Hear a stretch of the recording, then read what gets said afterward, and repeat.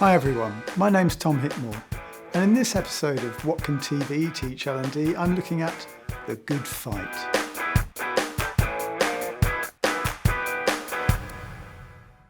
I make drama for learning, so I'm taking popular TV drama and looking at it with an analytical eye, asking, what can we learn from this that can be applied to the field of learning and development? If you're in L&D and you've not seen The Good Fight, why ever not? It is without doubt the very best programme available on British terrestrial TV, no question. And it has a lot to say to us. Take a look at this episode. The majority African-American law firm in which this series is based has been hired by the US Democratic Party to come up with ideas for policies. About this practically, who gets reparations? What form do they take? What's the price tag? Well, the last one is easy, 40 acres and a mule. In one of these meetings, a senior partner quotes a racist white politician from the 1950s. Vernon Jordan told me a story about growing up in Georgia. When he was a boy, the governor came on the radio and said, "I'm running for re-election, and I have two planks in my platform. Niggas, roads. I'm against the first, and I am for the second." Now, this was a governor, for Christ's sake. Now, do we think he wasn't writing that vitriol into his official policy? But someone complains to HR, and before long, there's an inquiry. Apparently, Mr. Bozeman used the N-word.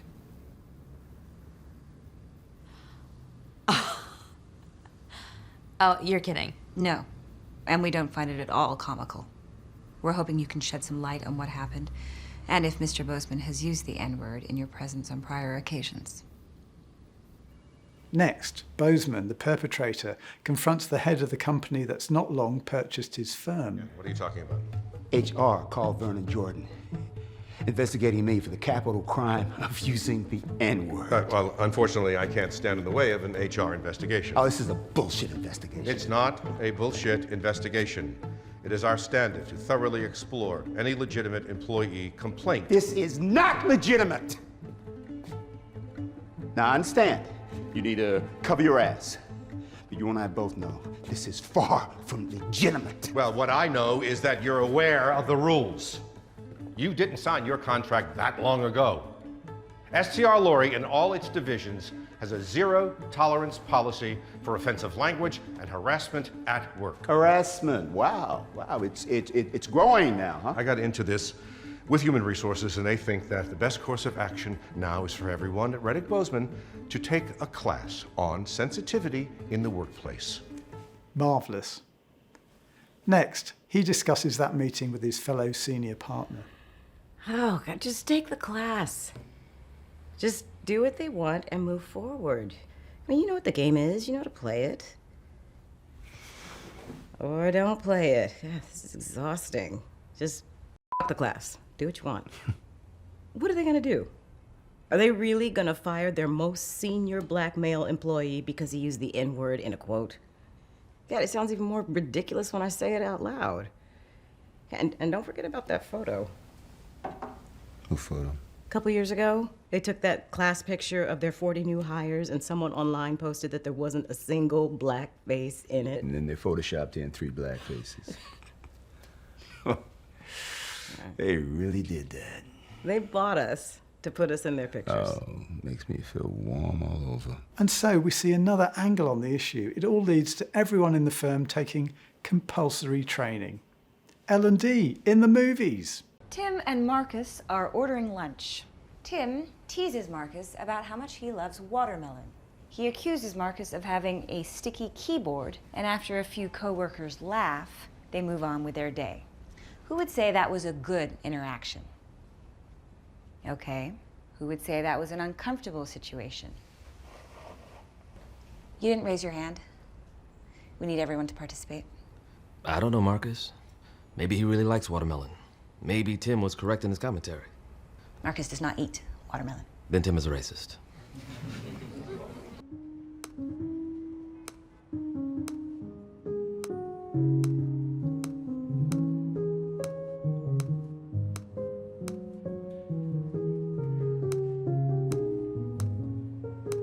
And so, Boseman's team theorise as to who complained to HR in the first place, and The person who always gets to draw the line, regardless of race, is the person with the most power. Adrian, you hold the power in this room and out of it. Sometimes people have to find alternative ways to level the playing field.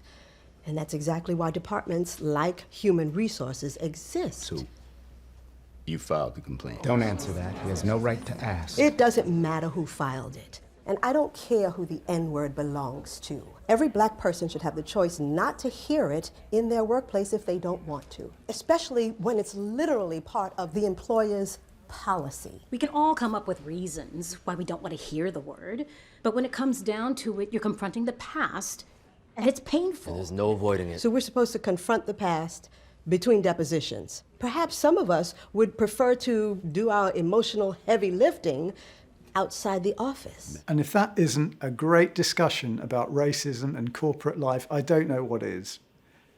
Maybe their portrayal of corporate learning leaves something to be desired, but the drama itself is a superlative piece of learning. It's always compelling, largely by dint of making original choices in the writing. It confronts us with difficult issues in a way that's both entertaining and funny.